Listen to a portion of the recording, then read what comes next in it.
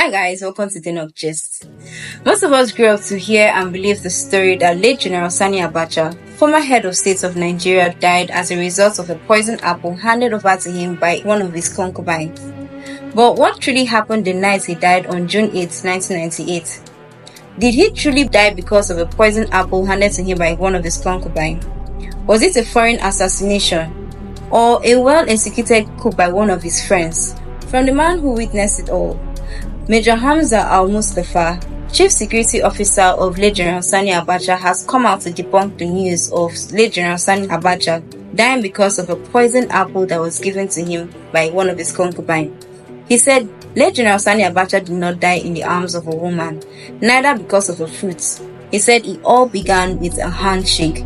On June 7, 1998, at the Abuja International Airport, late General Sani Abacha shook hands with security officials who had accompanied Palestinian leader Yasser Arafat. Moments later after the handshake, Major Hamza Al-Mustapha noticed immediately that late General Sani Abacha's countenance had changed. His eyes grew heavy and his body became sluggish. And immediately he alerted the ADC, Lieutenant Colonel Abdallah. But later that evening, a doctor had given late General Sani Abacha an injection to stabilize him. And by 9 p.m., late General Sani Abacha was already energetic and receiving visitors and friends. One of the friends late General Sani Abacha received that evening was General Jeremiah Oseni, Minister of the FCT and Abacha's close ally.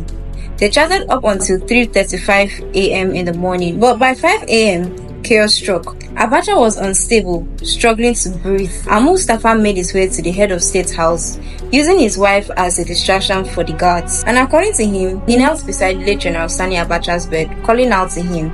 He said, and I quote, "Please grant me the permission to touch and carry you," but there was no response. And at the time, the doctor that had attended to him the previous night, Dr. Wali, had rushed in with 2 injections, one to the heart and one to the neck. But it was too late. Abacha was dead, cold and still. But the real storm began. Al-Mustapha rushed home, secured his family and activated special communication channels, and quietly invited military governors and service chiefs to a fake meeting with the head of state. Amongst them was Lieutenant General Ishaya Bameye, who was privately told about Abacha's death.